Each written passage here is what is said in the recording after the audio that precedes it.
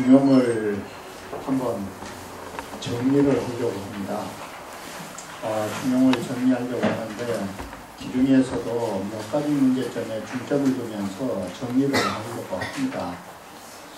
저번 시간에 말씀드렸던 천명지 위성이나 그 성품에 관한 것은 사실은 주변 지식을 조금 더 폭넓게 이해하신 후에 그걸 정리해야 할 것 같아서 저번에는 조금 성품에 관한 주변 지식을 많이 말씀드렸던 것입니다. 자, 오늘은 그 프린터물에 나눠드린 인심도심설이 하나 있었고, 뒷장에 보시면 성품에 관한 도표를 오늘 프린터 나눠드린 게 있을 것입니다. 그래서 인심도심설은 이 도표가 율곡 선생님의 인심도심설에 대한 도표가 여기에 옮겨 만들어 놓은 것입니다. 이 부분은.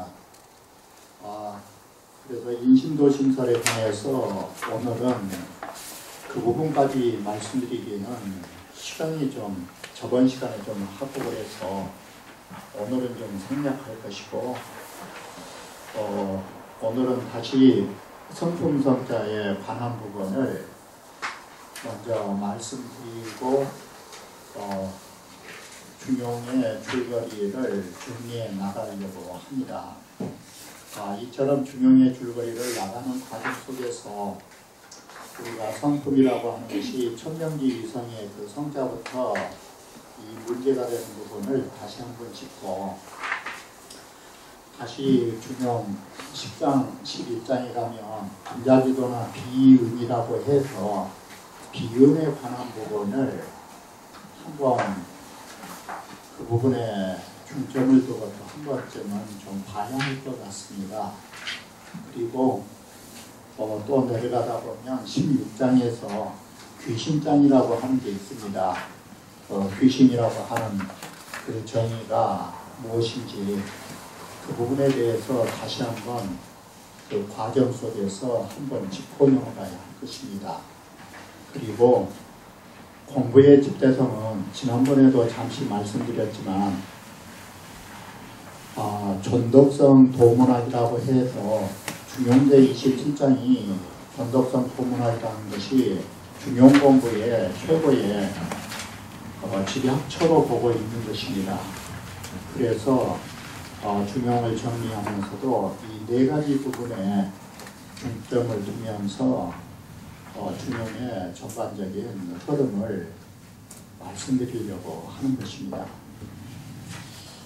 지금 그 성품에 관한 것부터 말씀드리면, 지금 우리가 뭘 말씀드리려고 성품성자를 썼냐면, 지난번 시간에 천명지 위성이요, 솔성지 위도요, 수도지 위교라는 부분을 말씀드렸던 것입니다.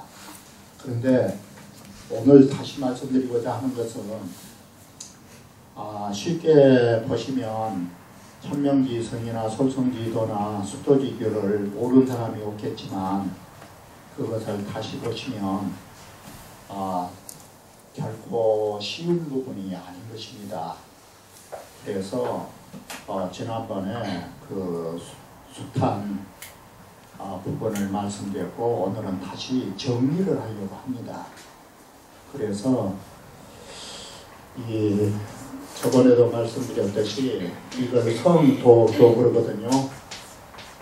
이 성도교 3자로 출발하는 것인데, 중용의 처음에 시작은 성도교지요.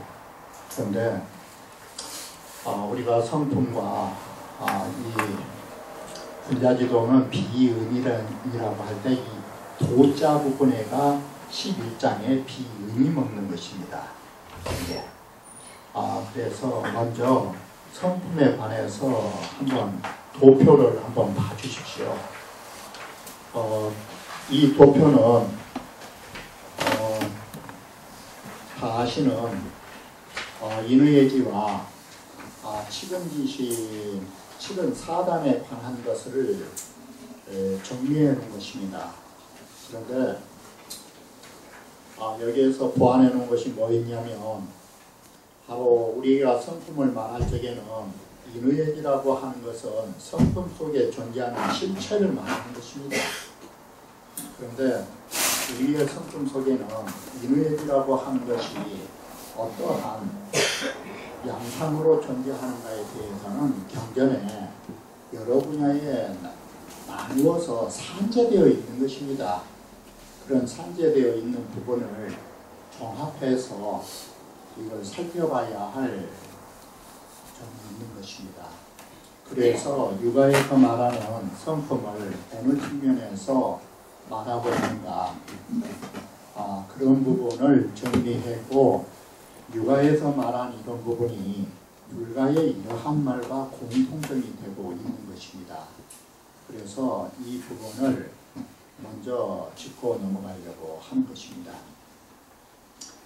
자, 지금 이 성품이라고 하는 것은 어떤 성품을 주로 논하려고 하는가 하면 천명지 위성이라고 할 때 이 성품 성자는 본연성도 말하기도 하고 기질성도 말하기도 하는 것입니다. 그런데 여기에서는 본연성에 관해서만 우선 국한지어 말씀드리려고 하는 것입니다. 여기에서 복성대에 나오는 기질성과 혼합된 본연성을 말하려 들면 그것은 다시 보다 더 자세하게 설명해야 하고 그 부분은 처음부터 이해하기보다는 조금 다음 단계에서 보시면 좋을 것 같아서 복성대에서 논술하는 천명지 위성의 보는 관점은 여기서 말하지 않으려고 하는 것입니다. 우리는 여기에서 먼저 자사가 말하고자 하는 천명지 위성은 바로 자사의 제자인 맹자로 넘어가면서 이것은 천명지 위성은 성선설로 바뀌게 되는 것입니다. 그래서 성선의 측면에서 성품의 본연성에 국한지어 오늘 말씀드리려고 하는 것입니다.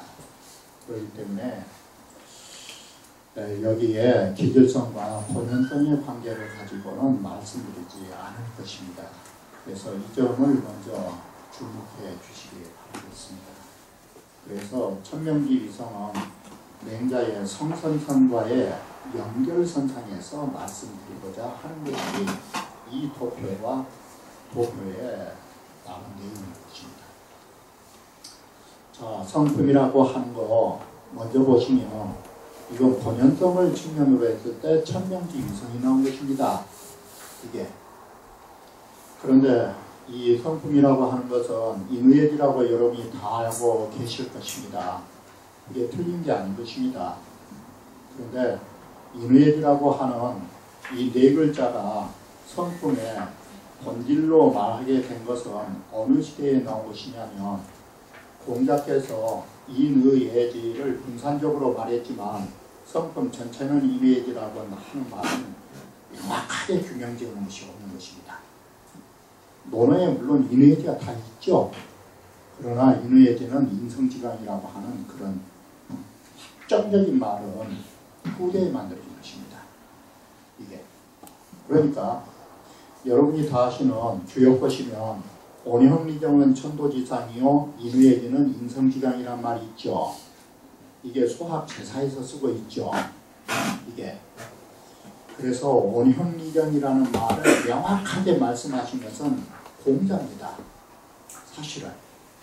그래서 하늘에는 온형리정이라고 하는 추나추등에 원리 개념이 있다라고 생각했던 것이거든요. 그런데 거기에 온형리정에 대비해서 인의예지란 말을 명확하게 규정짓지는 않았던 것입니다. 보편적으로 공자께서는 어디린자에다가 거의 포함시켜서 그런 것이 보편적인 것이었던 것입니다. 그런 것이 맹자에 이르러서 인의예지가 명확하게 사성이 구분되고 이 성품에 따라서 나오는 정을 선한 부분만 해서 사단으로 말하게 된 것입니다. 자, 이렇게 해서 우리는 성품이라고 하면 인의예지라고 하는 거 다 알고 계시는 것입니다. 그런데 인의예지란 어떤 것이 대상이 되고 있는가? 여기에서 먼저 두 가지를 좀 짚고 넘어가셔야 됩니다. 바로 우리 본성이라고 하는 것은 인의지를 나누기 이전에는 아는 것과 행할 수 있는 능력인 것입니다. 바로 우리 본성이라는 것은 알 수 있는 원리, 행할 수 있는 원리를 가지고 있는 게 본성인 것입니다.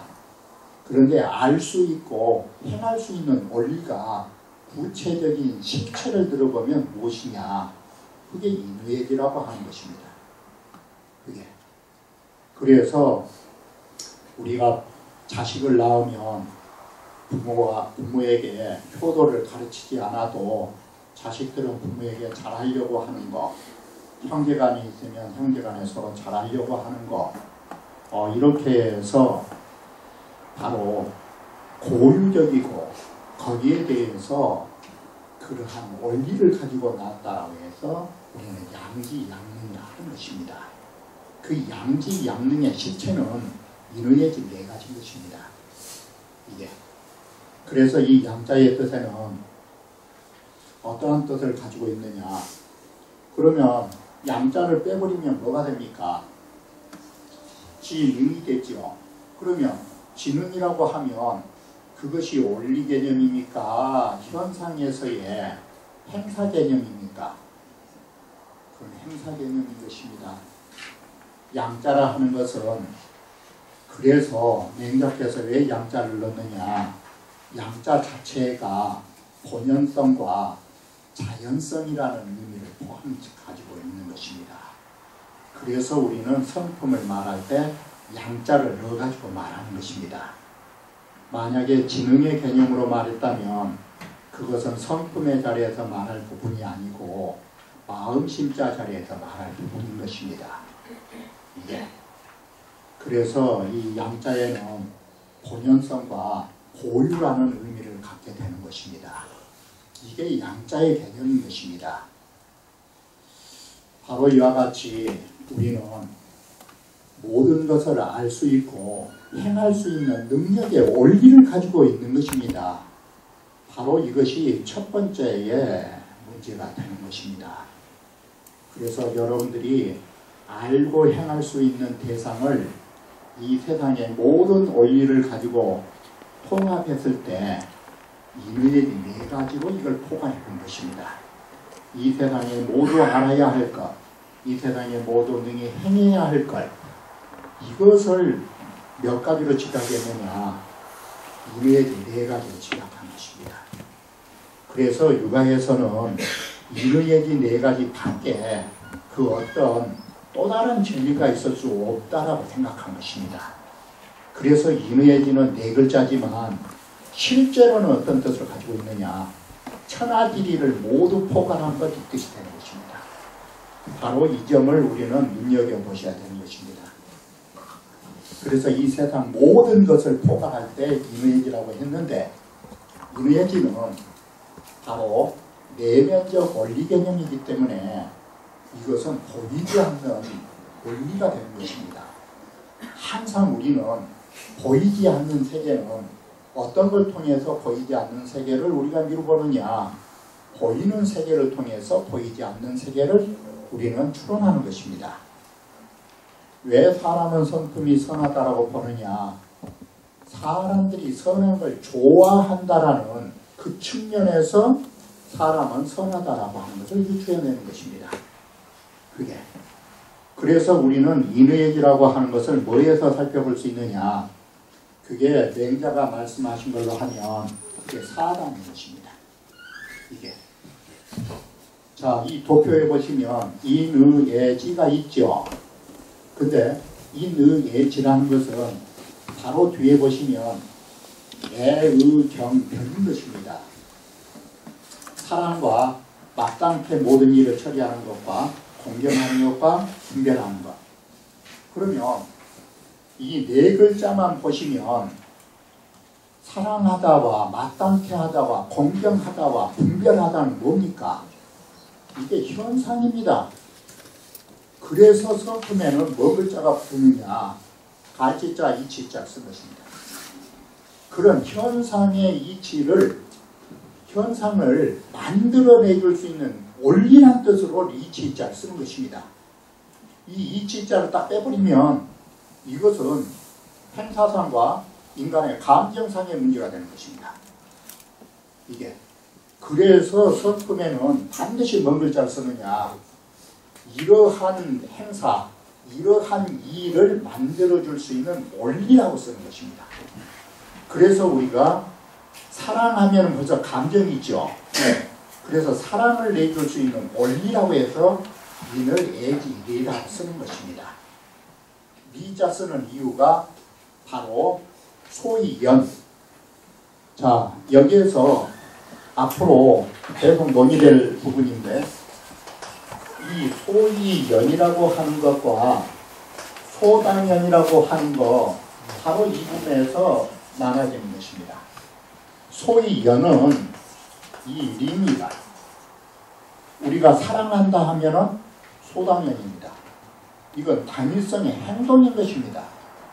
이것은 바로 이것은 소당연 하면 이것은 행사상의 일이 되는 것입니다. 이것은 바로 이렇게 보면은 리와 사의 개념을 갖고 있는 것입니다. 바로 성품은 뭐냐? 바로 이 일을 만들어줄 수 있는 원리 개념이 되는 것입니다. 이게. 이렇게 해서 우리는 거기에다가 반드시 달치자, 이치자 쓰는 이유가 그것입니다. 이런 일이 만들어주게 되는 원리라고. 이게.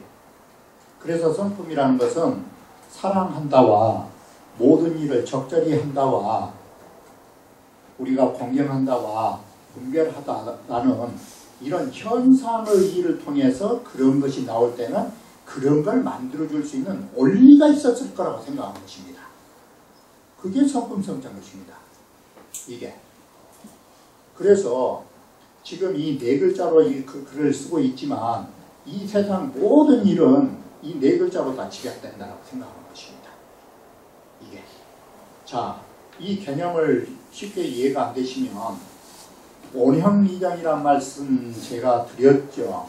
온형리정이란 말씀을 하늘에서 하는 일이 얼마나 많다고 생각하십니까? 그럼 끝도 없죠. 이게. 그런데 집약해버리면 하늘에서 하는 일은 몇 가지로 집약됩니까? 추나추동뿐이 없는 것입니다. 추나추동뿐. 하늘은 무엇을 하느냐? 하늘에 하는 일을 보면 인간의 하는 일을 알 수 있는 것입니다. 이것은 다음 그러니까 논어의 어디인자에서 말씀드리게 되는데 먼저 말씀드리면 하늘은 뭔 일을 하냐면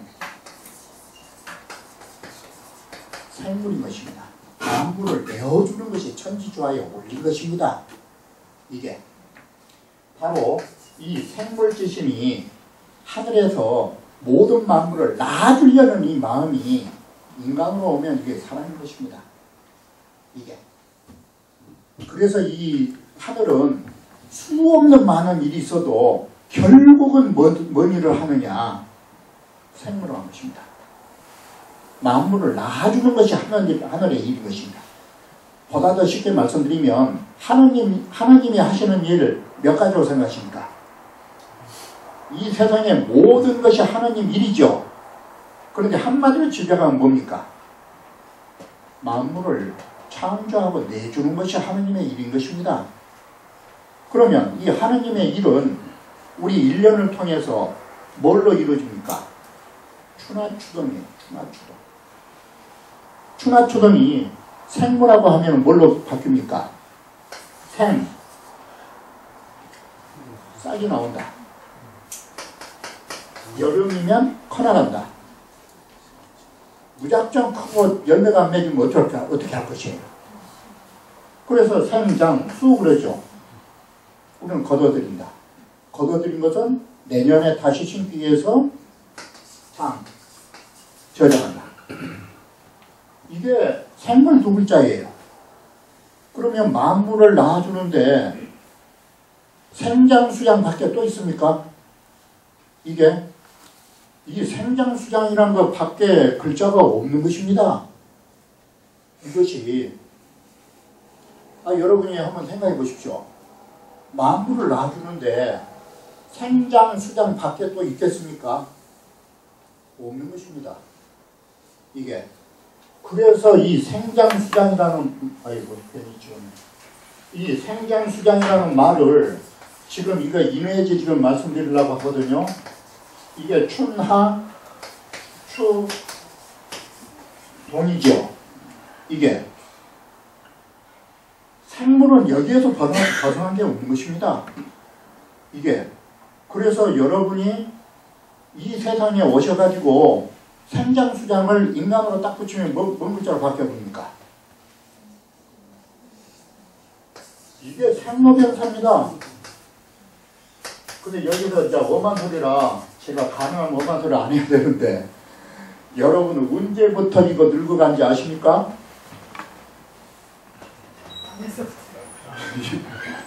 여기서부터예요. 이게 그러면 제가 이 귀중한 시간에 엄한 소리인데 인생 80으로 하면 생장수장이 몇십 년입니까? 20년이죠. 여러분은 20년부터 늙어가는 거예요. 이게 근데 저도 이 말을 안 믿었는데 이제는 그 말이 믿어지더라고요. 왜 그러느냐? 20살 넘으면 주름이 살살 생기잖아요. 이거 쉽게 보면 학생들, 대학생들 딱 들어올 때는 그건 안 늙었죠. 그건 졸업할 때 되면 어떻습니까? 눈가에 살살 주름이 생기지. 그건 늙어가고 있다는 증거예요. 야, 그 엄한 소리 자체 그만하고 지금 그런 헛소리 할 때가 아니니까요. 그러면 모든 만물의 현상의 관계나 이게 네 글자로 집약된 거예요. 이게 이 네 글자를 분화시키면 만사 만물이 되죠. 이게 그래서 만사 만물이 돼요. 그런데 만사 만물을 집약하면 생장수장뿐이 안 돼요. 이게 인간으로 보면 생로병사였죠. 그런데 이제 우주로 보면 생로병사 대신 여러분이 다 아시는 성주 괴공 그러잖아요. 이게 만물을 우리가 쓸 적에 우주의 생로병사가 뭡니까? 성주괴공이에요. 형성되다, 머물다, 무너지기 시작하다, 영 사라져버렸다고. 바로 사람으로 말할 때는 생로병사고 이 우주, 심지어는 우주며 모든 만물의 존재를 말할 때는 성주괴공의 4단계로 갖추는 거예요. 이게 인간의 생로병사가 똑같은 거예요. 근데 우주에다가 늙었느니 병들었느니 말쓰기가 그렇잖아요. 그래서 성주괴공으로 쓰는 거예요. 이게 제가 지금 이 말씀을 드린 것은 뭐냐, 이와 같이 인간사가 수없이 많지만 네 가지로 집약되고 있다는 것이, 그렇듯이 인간의 일도 끝도 갓도 없이, 제가 이런 말씀 한마디만 더 드리면 바로 이것이 소동파로 말하는 부분인데, 그 변화한 부분으로 보면은 어때요? 그리고 변하지 않은 부분으로 보면 또 어때요? 바로 인간의 이 두 가지가 있어요.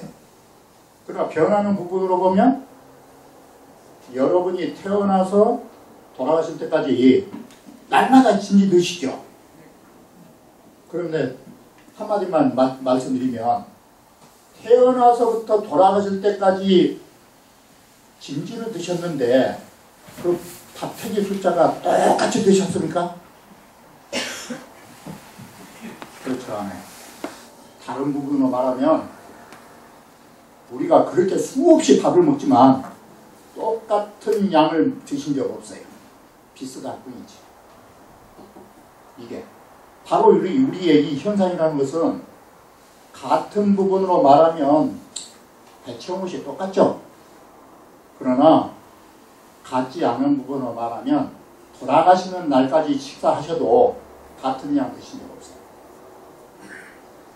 이게 사람의 같은 부분으로 보느냐 같지 않은 부분에 보느냐에 따라서 달라지는 것이에요. 이처럼 인간사가 같지 않은 부분으로 보시면 끝이 없어요. 그러지만 거기서 집약하면 인외의 분이 있다고 본 거예요. 인간의 모든 일은 인외의 네 글자로 집약되는 것이에요. 이게. 그래서 인외의 네 글자 쓰셨지만 실제는 뭔 뜻이냐? 그게 만사 만물지리를 추적한 말이에요. 이게. 그 인외의 네 글자가 그런 의미를 갖는 거예요. 이게 대표성을 갖는 거예요. 이게.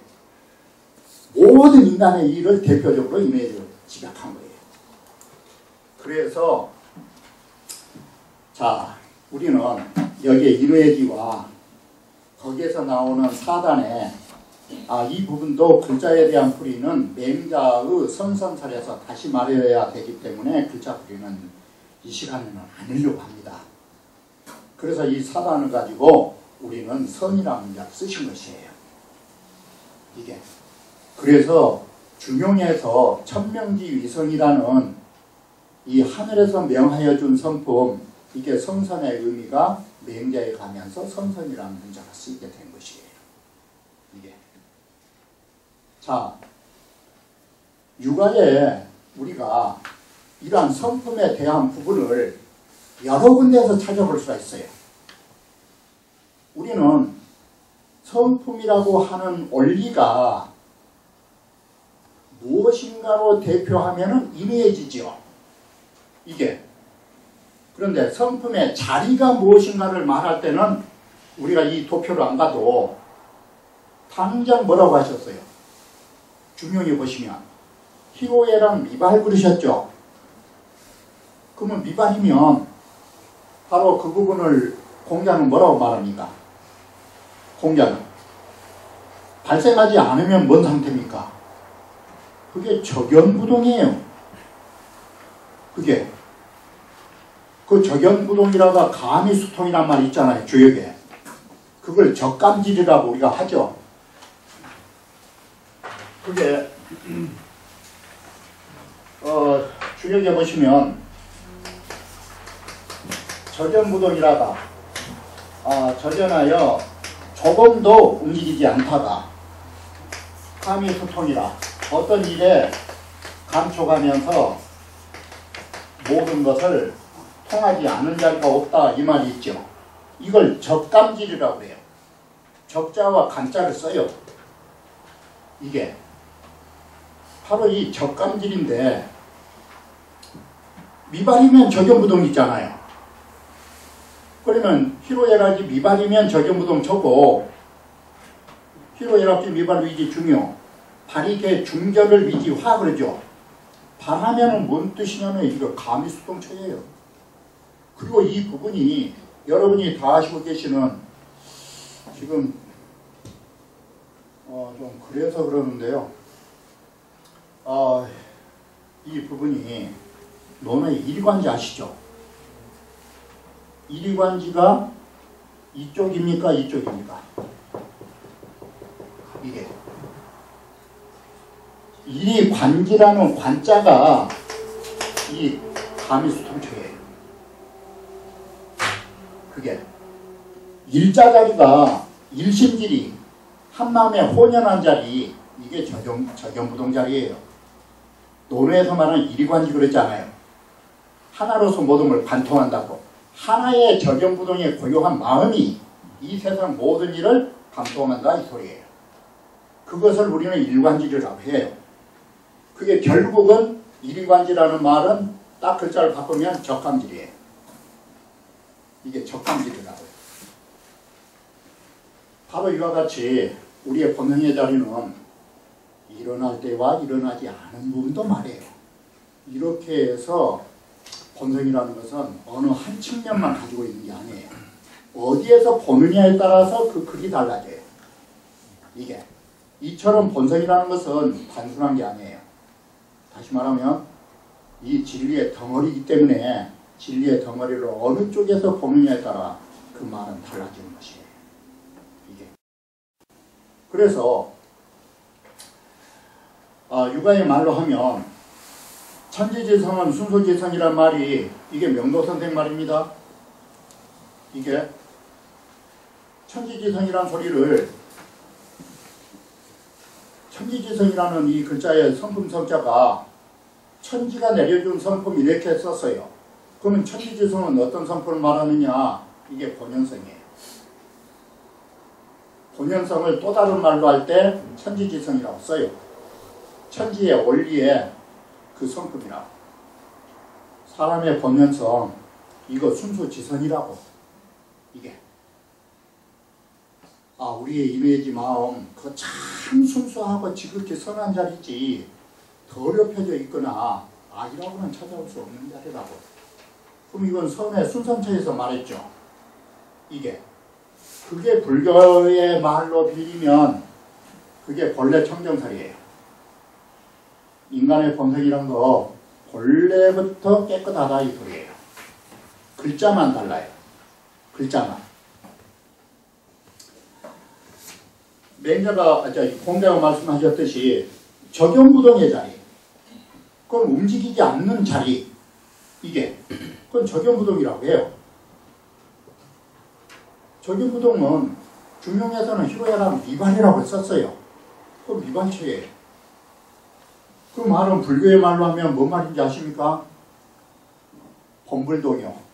마음은 본래 동요가 없는 자리라고. 똑같은 말이에요. 그리고 기본야진이경이란 말은 이게 주영계 선생이 태국도설에서 사람 본성 말할 때 기본야진이경 이렇게 썼어요. 그 인간의 본성이라 하는 거 진실하고도 고유한 자리라. 이게 바로 인간의 본성이 진실하고도 고유하다 이 소리는 뭔 말이냐. 여기에는 본래 일어나지도 사라진 것도 없는 그 자리다 이 소리예요. 그리고 맹자는 우리 성품을 말할 때 뭐라고 했습니까? 만물이 계비와 그래요. 만물의 모든 이치는 다 나한테 있는 거라고. 이게 나의 마음속 내 성품이 나자예요. 이게 그러니까 우리 경서 보실 때 나자는 좋은 측면이 있고 나쁜 측면이 있어요. 우리는 항상 무아라는 거 좋은지 아시죠? 아가 없애야 된다고. 공자 네 가지 거 없을 때 무아가 첫 번째 들어갔지 않습니까? 무아 무필. 거기에 자아가 없애야죠. 자, 그러면 이 아자는 공자로 말씀드리면 이게 말문자지만 없을 문자 뜻으로 봤죠. 자아가 없어라 소리는 바로 이 아자는 어떤 뜻이냐면 사자 개념이에요. 사적인 내가 없어야 된 거라고. 이건 나쁜 뜻으로 쓴 것이에요. 그런데 맹자가 말하는 만물이 계비어 아면 만물은 모두 나한테 있으면 이게 뭔 아자예요? 이게 나쁜 아자입니까? 나의 주체가 되는 내 동성자를 말한 거예요. 이게. 그래서 여러분들이 아실 때 우리 무아주의, 자아를 버려야 된다는 거 나쁜 글자죠. 그런데 육아에도 아자가 좋게 쓰이고 나쁘게 쓰여요. 거기 대상에 따라 우리가 달리 봐요. 이 불가에서도 어떻습니까? 불가에서도 무한무아 해사쳐. 무한무심. 그런데 천상천하의 유아독전이랄 때 나자가 뭔지 압니까? 천상천하의 유아독전이랄 때 나자 뜻이 그게 마음자리입니다. 유아독전의 아자가. 천상천하의 유아독전이란 말은 이 하늘과 위에 하늘 위아래에 내 마음이 가장 고귀한 자리에 있는 거라. 거기에 아자가 그 좋은 글자를 쓴 것입니다. 이처럼 우리는 아자라고 하는 것이 어느 대상에 따라 그리 달리는 것입니다. 그러면 여기에 맹자의 계비와 이 자리가 뭔 자리겠습니까? 모든 진리가 다 모여있는 내 마음의 자리 소리가 나오잖아요. 이게 바로 만물이 계비하면 이게 성품이 어떤 자리라는 걸 말해줍니까? 이게 본자부족이에요. 사람의 우리 성품 본래 부족할 것이 없이 넉넉한 자리다 이 소리예요. 이 세상 모든 것이 거기에 들어있다 이 소리예요. 그게. 그러니까 우리 성품은 뭐라고 씁니까? 소생질이 모든 현상을 만들어내준 원리 그러잖아요. 그래서 불교 용어에 능생만물 그런 것이에요. 우리의 사람의 마음자리, 본성의 자리, 능생만물이라고. 능히 모든 마음을 내주는 자요. 이게 성품이에요. 이게. 그러면 성품은 인의지라고 하는 어떤 실체를 가지고 있지만 그 인의지라고 하는 것이 어떻게 생겼느냐. 바로 이렇게 보시면 쉬워요. 본래 깨끗하시고 본래 움직임이 없는 것이고 나는 것도 사라지는 것도 없는 자리. 그리고 본래가 만족스러운 자리. 그리고 이 세상의 모든 진리를 만들어서 현상으로 만들어내는 원리. 이게 성품이에요. 이게. 바로 인외지 실체는 이러한 의미를 갖고 있는 것이에요. 바로 이와 같이 지금 보시는 바와 같이 이 5가지의 원리 개념 인간 본성에 다 가지고 있는 것이에요. 바로 이러기 때문에 인간은 최기 최den이라는 문제를 쓰는 거예요. 이게. 왜 인간이 포기하느냐.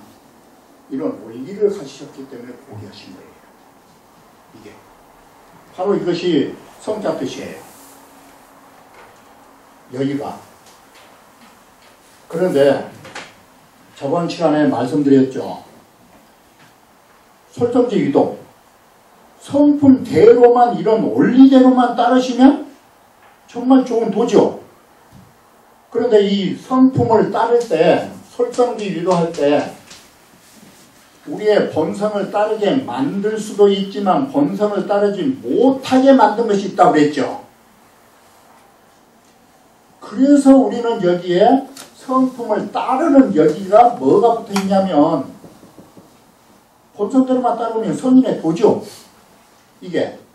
그런데 소인의 본성을 따르면 뭘 도가 나오겠습니까? 소인의 도가 나오는 것이에요. 저번 시간에 말한 부분이 이 부분을 말씀드리려고 지난번 시간에 그 수많은 이야기를 한 것이에요. 그래서 사람은 성품에 따라서 도를 가지 못한 거예요. 이놈의 기질 때문에, 근기가 다르기 때문에. 그래서 사람에게는 군자지도가 있고 소인지도가 있는 거예요. 이게. 바로 본성이 나쁜 게 아니라 이놈의 기질에 의해서 그 길을 제대로 가는 사람도 있지만 제대로 못 가는 사람이 있는 거예요. 그래서 이 도 때문에 가는 길도 있고 못 가는 길도 있기 때문에 이걸 바로잡으려고 교육이 있는 것이에요. 저번에 말씀드린 것이 오늘 이걸 정리하려고 그 숱한 말씀드린 것이에요. 이게 성도교 3자예요. 이 자리가. 그래서 왜 우리는 교육이 필요하느냐. 이게 원래의 성품 그대로 가지시고 원래의 성품대로 그 길을 가신다면 공부 필요 없어요. 생이지자야. 이것은. 그러나 우리가 성품을 따르는데 꼭 뭐가 반야합니까? 좀 양심대로 살아보려고 하면 욕심이 끼거나 원래 타고난 소질이 좀 그러거나 그렇게 된 것입니다. 그래서 우리는 이 교육이 필요한 것입니다. 이게. 그래서 이 교육은 어디에 준하느냐? 도를 가기 위한 것. 교육은 도를 시행하기 위한 것이 교육인 것입니다. 도를 실행하지 못했을 때 그 도를 가도록 우리가 후천적으로 보완해 준 것이 교육이다. 이렇게 된 것입니다. 이게 성도교 3자 것입니다. 그래서 교육의 궁극적 목표는 뭐냐? 본래의 자리로 되돌려는 것입니다. 본래의 자리로. 잃어버렸던 것을 되찾게 해주는 것이 바로 우리는 공부이고 그게 교육이라고 하는 것입니다. 교육의 목적인 것입니다. 교육의 길은 도를 되찾기 위해서 존재하는 것이고 도를 되찾고 나면 다시 우리는 어디로 가느냐? 하늘자리로 가는 것입니다. 바로 이것이 성품은 사람이죠. 이게. 그래서 하늘에서 사람으로 내려오고 사람의 갈 길을 가고 교육을 통해서 다시 어디로 가려고 합니까? 하늘자리로 가려고 하는 것입니다. 이래서 결론부터 말씀드리면 천명지 위성으로 시작했다가 중용 33장 마지막 부분이 딱 뭡니까? 상천지제 위성무치. 그래서 마지막 구절이 상천지제예요. 거기에 성품성자 없죠. 바로 인간의 공부를 다해서 다시 하늘자리로 우리는 되찾아가는 거예요. 이게 공부의 극초예요. 이것이 중용의 핵심이에요. 그래서 우리는 하늘이 인간을 내줬으니까 인간 자리에서 머물자라고 공부한 게 아니에요. 목적이 다시 우리는 하늘의 그 자리로 가려는데 목적을 두고 있는 것이에요. 이게 교육의 궁극적 목적이에요. 그래서 중용은 하늘천자로 시작해서 하늘천자로 끝나는 것이에요. 그래서 이 구조가 하늘에서 인간으로 태어나고 인간에서 다시 교육을 통해서 하늘로 우리는 올라간 거예요. 진리가. 이게 이제 중용의 말로 말하면 시연일리하야. 처음에 하나의 진리를 말해서 중산이 만사하고 중간 부분 오면 수많은 인간사가 벌어지고 그 다음에는 다시 말고하기 일이라고 끝에 가면 다시 한 진리로 묶어진다고. 그럴 때 하나의 진리가 하늘천자예요. 이것이 중용의 그 앞뒤에 전체랑과 저번에도 말씀드렸습니다. 그러면 바로 앞에도 말씀드렸듯이 본성이라고 하는 것은 고유한 자리죠. 그래서 본성에 대한 공부가 있어야 되고 도를 하는 것은 소당연이죠. 행위상 문제죠. 그래서 우리 공부는 동적으로 나뉜 것이에요. 동할 때의 공부하고 행동할 때의 공부가 다른 것이에요. 그래서 우리가 어떤 일을 하지 않을 때는 어떤 공부를 하느냐? 본성 함양 공부를 하는 것이에요. 본성을 함양하시는 것이에요. 그리고 동할 적에는 뭐가 나오느냐? 선악이 나오기 때문에 성찰하신 것이에요. 거기에 따라서 얻어지는 공효도 다르다고 하는 것이에요. 이게 제1장인데 간단히 말씀드리면 제2장부터 11장까지가 뭐냐? 그게 중용의 도를 행하느냐 못 행하느냐예요. 중용의 도를 행하느냐 못 하느냐. 그것을 어떻게 제2장에서 썼느냐? 거기에서 최초로 중용이라는 글자가 나온 거예요. 중이와 분자는 중용이요. 분자는 이 중용을 한다. 그런데 여기에서 소위는 반중용 그래요. 이게 제2장에서 내세운 표제어예요. 분자는 중용을 하고 소위는 중용에 반대가 돼서 못한다. 그러면 이 중용을 하려면 뭐가 필요하느냐? 제2장로부터 11장까지는 중용과 반중용의 관계예요. 이러면 잘한 사람, 이러면 못한 사람이에요. 그런데 중용을 하고 못하는 것은 다른 게 아니에요. 지인용이에요. 중용이라고 하는 것을 제대로 알았는가? 중용이라고 하는 것을 실천하고 있는가? 용맹은 뭐냐? 지인의 밖에 용이 있는 게 아니에요. 알면 끝까지 알게 해주는 것. 행하면 끝까지 알게 행하게 해주는 것. 그게 용이에요. 속성으로 말하면 아는 것과 행하는 것이에요. 그런데 그것을 마무리 지어줄 수 있는 저력을 가지고 있는 것이 용이에요. 그래서 사람들은 공부를 아는 사람이 없어요. 그리고 행하지 않은 사람이 없어요. 문제는 용이 없어요. 그래서 용두사미가 되는 것이에요. 이 세상에 사는 사람치고 알고 행하지 않는 사람이 없어요. 문제는 여기에 문제가 붙어 있는 거예요. 그래서 우리는 이 용자 뒤에다가 공부로 말하면 용맹정진이니 이런 말을 쓰는 것이에요. 이걸 마무리 지키기 위해서. 바로 이렇게 해서 군자는 중용에 대해서 제대로 알고 제대로 이것을 행하고 제대로 중용을 끝까지 하는 거. 이러면 군자 중용. 중용을 알지도 못하면서 아는 척하면 군자의 반중, 소인의 반중용. 바로 이렇게 해서 중용을 말할 적에 지인용으로 말한 것이에요. 그래서 여기에서 정말로 군자의 중용을 했던 사람을 누구를 표상으로 잡았느냐? 순임금. 순임금의 대지. 순임금 대지 나오고 나니까 그 다음에는 반중용이에요. 군자 한번 말하면 소인을 말해요. 그게 뭐냐? 인계왈 여지로 돼. 사람들은 다 잘났다고 하지만 지 죽을 줄도 모르면서 잘난 찬다고. 그게 인계왈 여지로 돼 군인 앞적고와 함정지준이 맞게 지키지 않아요. 자기가 죽는 것도 모르면서 그게 안다고 한다고. 그것이 바로 반중용초고 그것이 소인의 제대로 알지 못한 지혜다 이렇게 되는 거예요. 이게.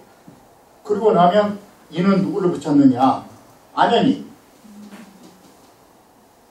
안현이를 갖다 군자 중용의 인자 부분에 붙인 것이에요. 이게. 그리고 나면 잘못된 것. 또.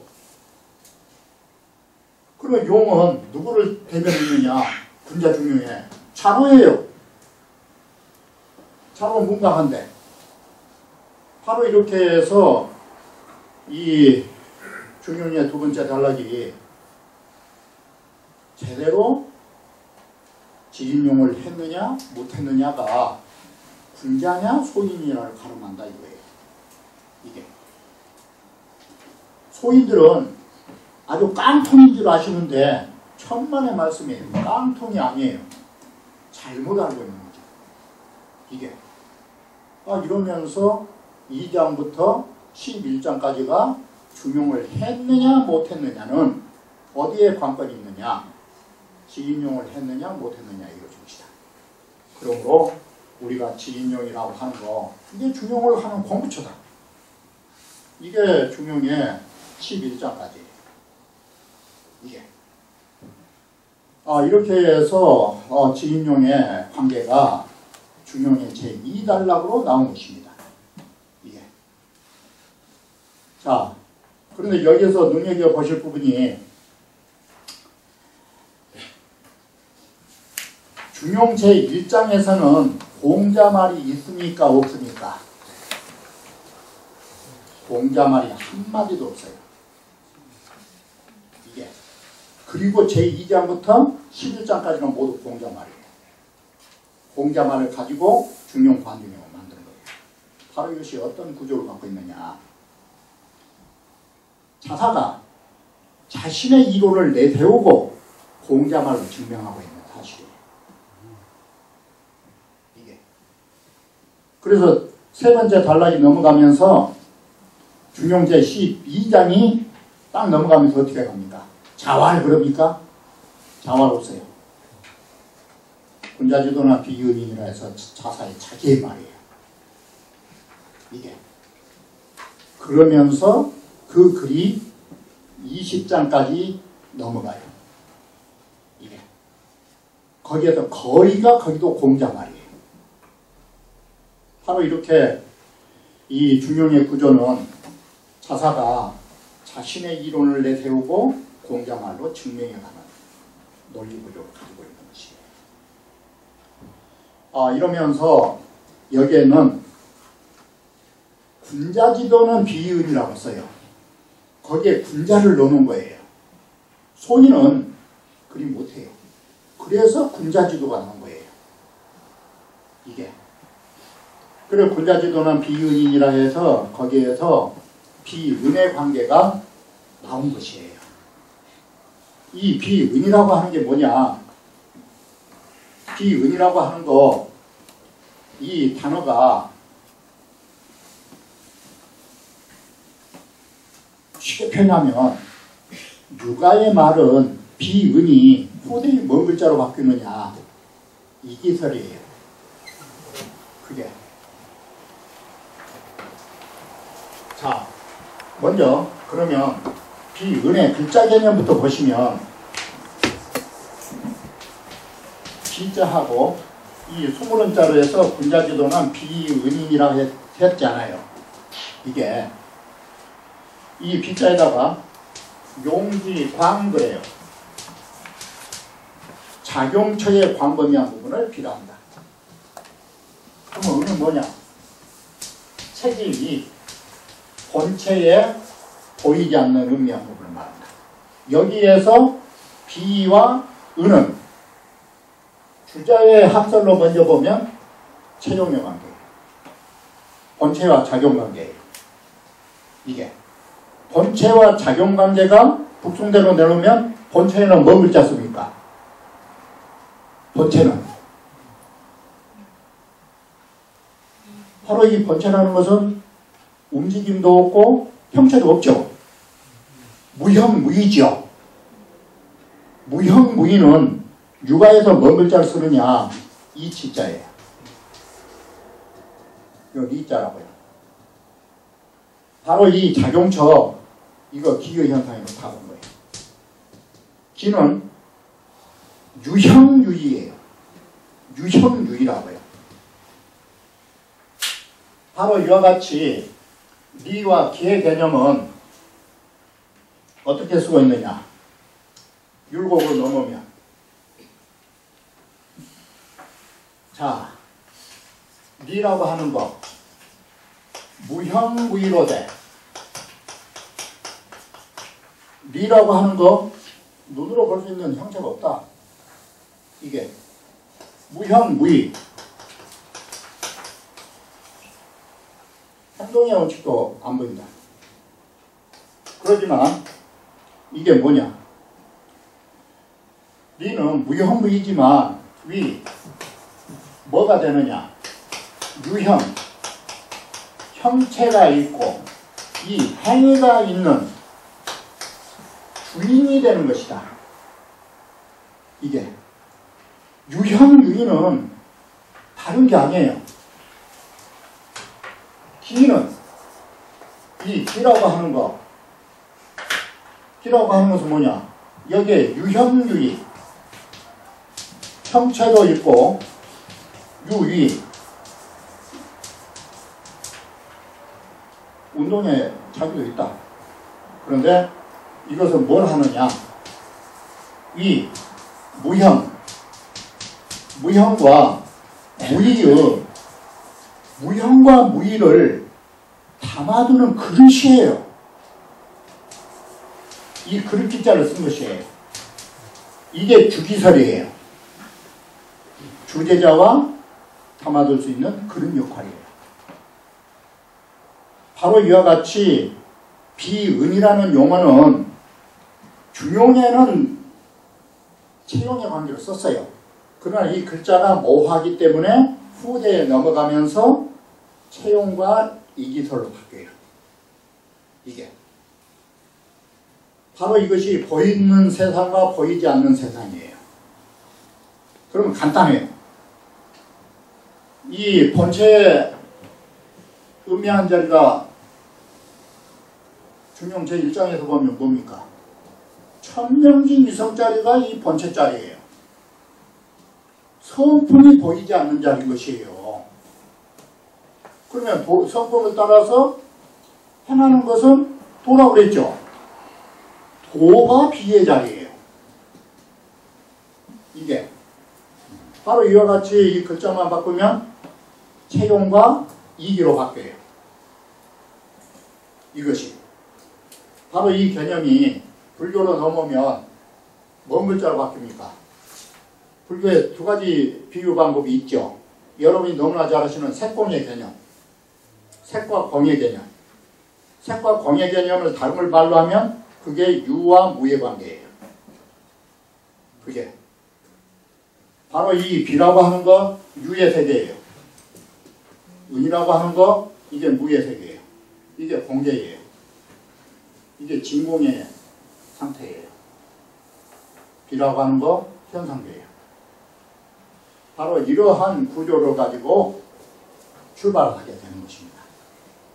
이게 결국은 이 말을 분자지도는 비은이란 말을 딱 뒤집으면 뭔 말이 되느냐? 소인지도는 비은이 되겠습니까? 안 되겠습니까? 소인은 본체를 상실하고 마땅히 행해야 할 길을 못 가는 것입니다. 이게 그래서 분자지도는 비은이라고 함과 동시에 여기에서 뭘 가지고 있느냐? 우리는 이게 가장 중요한 것입니다. 우리는 사람들은 입만 벌렸다면 인간이 고귀하고 최기철인이란 말 쓰거든요. 이게 존재설이에요. 우리 본래 그 존재한 거라고. 존재는 고기, 고령, 뭐 최기철인 해도 우리는 그 선천적인 게 중요한 게 아니에요. 후천적으로 그것을 얼마만큼 그걸 잘 보존했는가가 최기철형한 거지. 인간답지도 않은 사람한테 어떻게 최기철형이 됩니까? 그게 오히려 동물만 또 못하나니 꽉 찼는데요. 그래서 심지어 강아지를 데리고 산 거 아닙니까? 인간이 최기철형하면 강아지 좋아하겠어요? 강아지만 또 못한 인간들이 많으니까 강아지를 좋아한 것이에요. 그거 뒤집어서 생각하면 그게 불행한 현상이죠. 어떻게 보면 왜 동물을 좋아하는지 가만히 뒤돌아보십시오. 왜 그러는지. 바로 인간의 사악함이나 인간의 그 몰인정이나 거기에 질려버린 거 아니에요. 그게 바로 우리는 선천적인 이 존재가 중요한 게 아닌 것입니다. 후천적인 공부가 중요한 것입니다. 여기에서 그래서 소인이라고 하는 것은 똑같은 인간의 고견을 가지고도 그렇게 살아가지 못하는 것입니다. 그게 그래서 인간은 후천적으로 동물맛도 못하는 사람이 많아요. 이게 그래서 갖고 나오기는 좋은 걸 갖고 왔는데 아이 우리 이거 쉬운 말로 하면 그럽니다. 그래도 옷이라도 명품도 폼난 사람이 입어야 그것도 폼이 나지. 아이 그거 입고 김별납니까? 그거랑 똑같은 것입니다. 좋은 명품 갖고 논바닥에 가서 한 번만 일하고 와보십시오. 명품인지 뭘지. 바로 우리가 그런 것입니다. 사람의 가지고 있는 본성 이게 명품입니다. 근데 그거 갖고 제대로 쓴 사람 있습니까?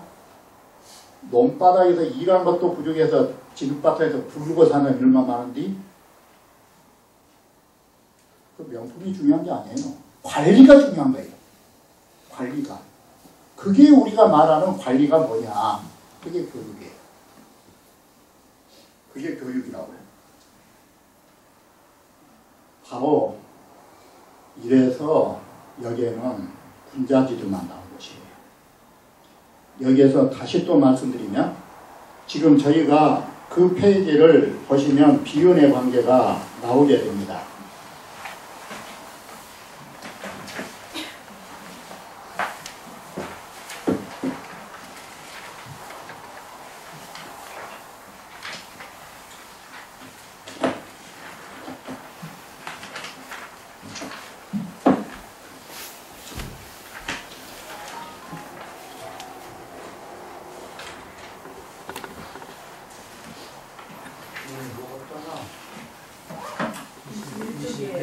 이제 21쪽이구만요. 그래서 여기에 보시면 비은은 누구든지 인간성이 있으면 본체 작용이 있죠. 그런데 우리 한번 다시 생각해 보셔야 돼요. 우리 먼저 이거 도표 보시고 제가 다시 말씀드릴게요. 그래서 이 우리 작용처 이거 솔성지 위도처예요. 이게 도의 행한 도의 자리라고요. 그리고 은자는 본체짐이라고 하는 거 천명지 성의 근본장이에요. 그래서 우리는 이것을 형이 상합으로 하면은 공자께서는 현이 하했고 제일 처음에는 공자께서 뭘 글을 쓰셨느냐, 현이 상과 현이 하를 리기로 안 말했어요. 도기설로 말했어요. 현이 하를 위지 기라고 그릇기자라고. 그리고 현이 상은 도자를 썼어요. 그렇게 해서 제일 처음에는 현이 상하가 도기설이에요. 이게. 이렇게 해서 도자하고 기자 설입니다. 그 페이지가 어떻게 잘 안 보이셔가지고.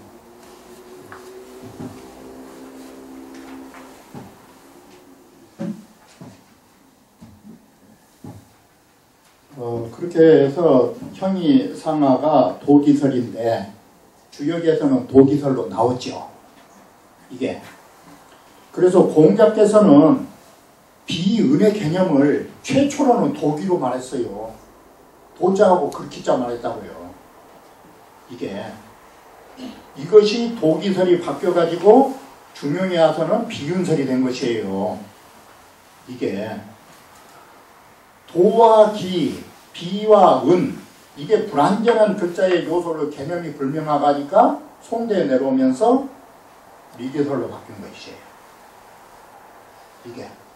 불교 같은 데는 제일 처음에는 공색 개념이에요. 공색이 뒤로 가면서 유무로 바뀐 것이에요. 그 개념화가. 이렇게 해서 바로 이 작용처는 뭐냐, 유형이라는 것은 간단해요. 보이는 세계예요. 형체가 있으면 보이는 거 아닙니까? 유인은 움직임이 있는 상태인 것이에요. 무형과 무의, 이게 사람의 감각으로 느낄 수 없는 것이에요. 그래서 유형과 유인은 시각과 청각으로 우리가 느낄 수 있는 부분이라고 하는 것이에요. 이건 만질 수 있고 우리 몸으로 할 수 있어요.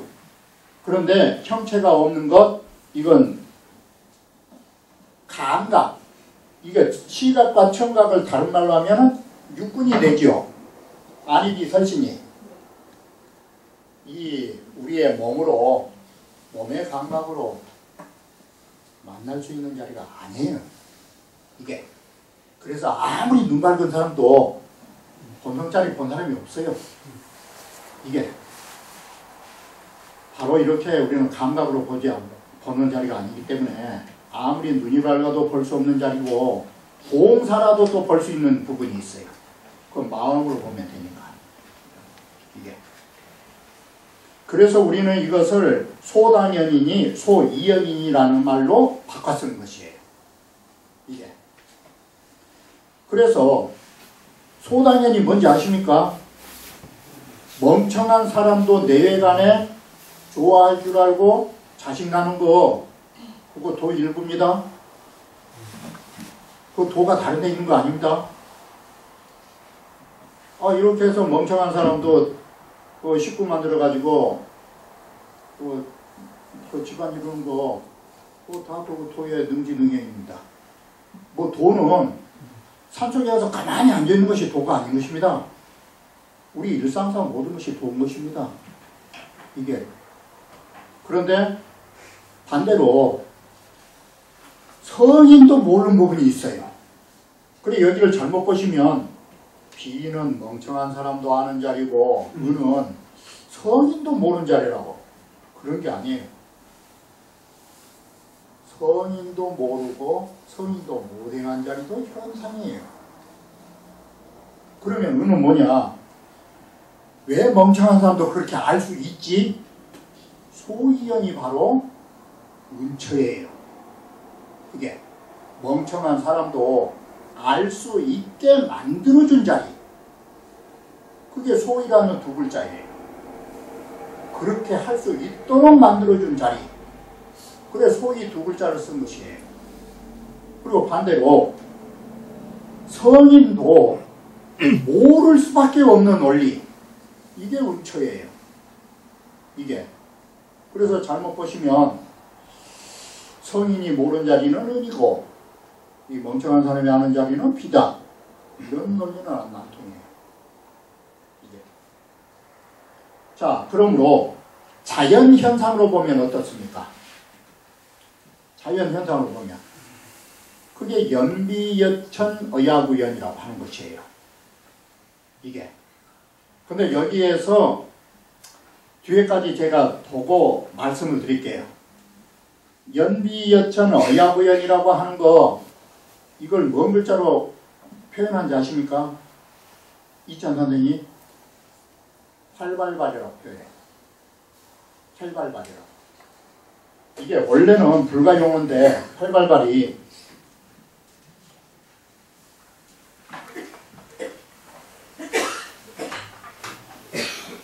여러분이 너무나 잘 아시는 이 활발발이라고 하는 거 이게 고기어변에 필발자를 써도 되고 우리가 이제 일반적으로 원래는 고기어변에 필발자를 썼어요. 활발발이. 그런데 뒤로 가면서 삼수변에 필발자를 써가지고 활발할 발자로 활발발을 쓰고 있어요.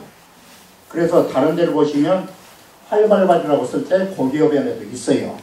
고기가 팔짝팔짝 뛰는 생동감 있는 그런 것을 발발이라고 써요. 그게 활발발이에요.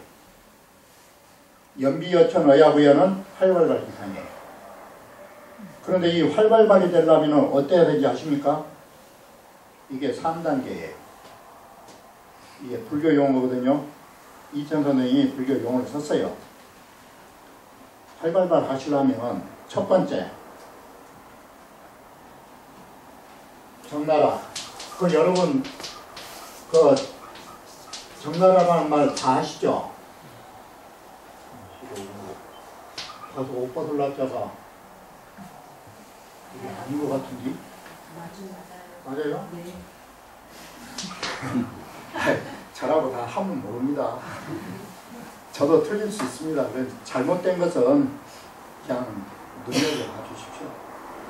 제일 처음에가 정나라예요. 옷을 벗어라 이 소리예요.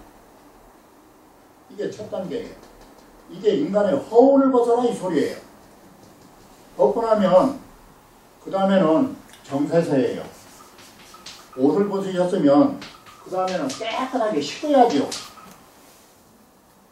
깨끗하게 씻고 나오면 목욕한 뒤에 나도 모르게 기분 좋듯이 활기차게 넘는다고 활발 말이에요. 저게 정나라, 정세세, 활발 말이에요. 먼저 결론부터 말씀드리면 우리가 이 세상 살면서 정말로 저기 연못에 뛰는 물고기처럼 활발하게 사신 적 있습니까? 왜 그렇게 살지 못하는지를 한번 가만히 봐보십시오. 그게 다 욕심에 가려서 그런 것입니다. 욕심에 가려. 더 쉬운 예로 제가 말씀드릴게요. 노자 도덕경에서 어린아이 비유 많죠? 적자, 어린아이 비유. 왜 어린아이가 도에 가까운지 아십니까? 도에서 태어난 지가 얼마 안 돼가고 물이 안 들어서. 이걸 뭘로 볼 수 있느냐? 가장 쉬운 예로. 여러분이 웃는 모습하고 어린아이가 웃는 모습, 이게 똑같이 입을 벌린데도 그 느낌이 다릅니까? 한번 생각해 보십시오. 왜 여러분에게 똑같은 어린아이와 같은 소리 내서 웃고, 그런데도 거기에 왜 우리는 어린아이의 웃음처럼 그렇게 받아주질 않았습니까? 어린아이는 거짓이 없는 거예요. 그런데 우리는 거기에서 쉽게 말하면 벗어야 할 걸 벗질 않고 씻어야 할 걸 씻질 않아가지고 같은 웃음이라도 생기를 잃은 것이에요. 이게 바로 이래서 우리는 어린아이들처럼 천진하며 웃는 거예요. 그래서 사람은 어린아이들처럼 우리가 못된 이유가 뭐냐, 세월이 가면 갈수록 묻은 것이에요. 그래서 사람은 천진하며 웃기 때문에 우리는 어린아이를 보면서 나도 모르게 마음이 깨끗하고 그야말로 나까지 어린아이 보고 있으면 어린아이 마음이 되죠. 그런데 어른 보고 있으면 어떻습니까? 어른 보고 있으면도 막 어린아이 대하듯이 참여합니까? 바로 그런 것입니다. 그러기 때문에 여기에서 문제가 있는 것입니다. 그래서 우리는 명도 선생님 말씀입니다. 명도 선생이 창문 앞에 풀을 좀 수북하게 있으니까 주령제도 그러거든요. 창전초 부재라. 창 앞에 풀을 자르지 않는다. 명도 선생님도 그랬어요. 명도 선생님도 창전초 부재거든요. 그래 놓으니까 자릅시다 하니까 자유생이라 스스로 자기는 생이가 있다. 생기가 넘쳐난다. 그리고 명도 선생이 물고기를 몇 마리 키우길 좋아해요. 쬐깐 물고기를. 연못도 크도 안 해도. 그 뭐라고 키우십니까? 그게 자득으라. 저 물고기에는 자득한 의가 있다. 그게. 그러면 우리가 지금 단풍이 안 드는 것을 못 본 사람이 없죠. 풀 못 보고 고기 못 본 사람이 없죠. 근데 왜 똑같은 풀을 보면서도 생의를 못 느끼고 물고기를 보면서도 좀 횟감으로 생각하십니까? 왜 그런 생의와 자득이 없습니까? 바로 그런 간단한 논리입니다. 내 마음이 하늘처럼 생의와 자득을 상실했기 때문에 보지를 못하는 것입니다. 이게 더 쉽게 표현하면 제가 여기도 말했듯이 왜 우리가 저렇게 꽃향기가 꽃이 피어도 향기를 맡지 못하고 새가 울어도 아름다운 새소리 듣지 못하느냐. 그걸 맞이할 수 있는 눈을 잃어버리고 그걸 잃어버렸던 것입니다. 그래서 우리는 그 자연하고 만날 수가 없는 것입니다. 그래서 우리는 그 풀을 보면서도 명도 선생이나 주령제처럼 하나가 되지 못합니다. 이게 도가 없는 게 아니라 도를 볼 수 있는 우리의 눈을 상실한 것입니다. 그래서 우리는 눈앞에 놓고서도 그걸 보지 못한 것입니다. 이래서 우리는 도가 필요하다고 하는 것입니다. 그렇기 때문에 여기에 군자지도란 말이지 아시겠죠? 그래서 군자만이 우리는 풀잎을 보면서도 생의를 느끼고 물고기 몇 마리 농을 보면서도 활기차는 자득을 얻는 것입니다. 이게 우리는 그걸 맞이할 수 있는 어린아이와 같이 천진한 마음을 잃어버린 것입니다. 그래서 우리는 서로 어른들끼리 딱 만나면 어떠니까 어린아이 안아주듯이 그냥 웃음부터 벌어집니까? 경계부터 합니까? 이게 우리 인간의 도를 상실하고 어떻게 살아가고 있는 것을 모습을 보여준 것입니다. 그래서 우리는 연비여천 의학의연을 못 느끼는 것입니다.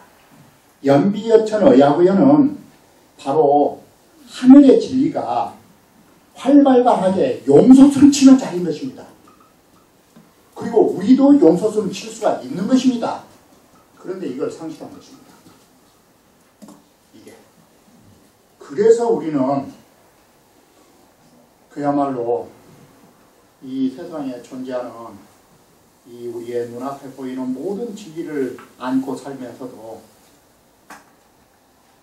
보이지 않는 것입니다. 마음의 눈이 어두워져가지고 이게. 그래서 여기에 토를 좀 얻으시고 씻으시고 씻고 나면 기분 좋아서 활기 넘치듯이 살아야 되는 거예요. 그러면 이 세상의 모든 것들이 활기 넘치는 물건으로 보이는 거예요. 이게 우리의 공부예요. 그래서 여기에 군자지도만 쓰는 것이에요. 소인들은 안 돼요. 이게 군자지도 비유는 말하면서 용비여천, 연비여천, 용비여천이 아니라 연비여천 의학의연이 나온 것이에요. 이게. 그래서 그렇게 보시면 자, 우리는 새가 날게 되는 원리와 저처럼 뛸 수 있는 진리의 자리에 가까워진 것이에요. 그렇게 보실 수만 있으시면 이게. 그래서 개성은 변시 장강설 광장설이요 산색은 기비 청정신가 이게 소동파시잖아요. 이 시가. 그래서 소동파는 그래도 한 소식 했다고 하죠. 그래서 산에 가서 산의 푸른빛과 시냇물 소리를 뭘로 들어요? 이게. 벌써 이것을 갖다가 시냇물 소리 들으면서 아 저게 부처님 말씀이라고. 광장설이 부처님 광장설이거든요. 그래서 시냇물 소리는 바로 부처님의 광장설의 설법이시고 지금 산의 저 푸른빛은 청정법신 비로자납을 그리지 않아요. 불교에서. 바로 그 번체자리다 이 소리예요. 이게. 그 현상이 바로 진리처다 이 소리잖아요. 바로 이게 비견의 관계예요. 그런데 이것을 보느냐 못 보느냐는 육아로 말하면 군자고 불가나 도가로 말하면 도를 좀 깨우쳐야 마음의 눈이 열려야 볼 수 있는 것이에요. 바로 우리 공부는 거기에 있어요. 진리가 있다 없다가 아니라 진리를 볼 수 있는 눈이 있느냐 없느냐가 우리의 관건이에요. 이것이. 그래서 이렇게 진리의 눈으로 보시면 푸르른 대나무 그게 전부 다 부처님 소식이라고 한 거예요. 그래서 청청취죽은 진시진여요 그래요. 모두가 진여의 소식이라고. 그리고 우르란 국화꽃 지금 피어난 국화꽃 그게 모두 부처님의 반야돌이 아닌 게 없다. 바로 우리는 이렇게 모든 현상들이 다 진리의 작용처로 나온다 이 소리예요. 그런데 우리가 그걸 못 느낀 것이에요. 이게. 이것이 비음이 우리에게 무엇을 주어지는가를 아는 것입니다. 그래서 여기는 두 가지를 눈여겨보셔야 되는 것입니다. 진리 자체가 번체와 작용이 있다. 두 번째, 사람이 이런 진리와 번체를 볼 수 있느냐 없느냐는 그건 우리의 수행력에 달려있는 것이에요. 이게 도가 있느냐 없느냐가 아니고 우리가 그걸 볼 수 있느냐 없느냐가 문제인 것이에요. 따라서 우리는 결론이 다시 말씀드리지만 우리는 선천적인 존재가 문제가 아니라 후천적인 공부가 중요한 것이에요. 그렇기 때문에 우리는 수도지 위교를 할 수밖에 없는 것이에요. 이걸 가기 위해서. 너무 지루하셨겠으니까 잠시 한 5분이라도 쉬고 하겠습니다.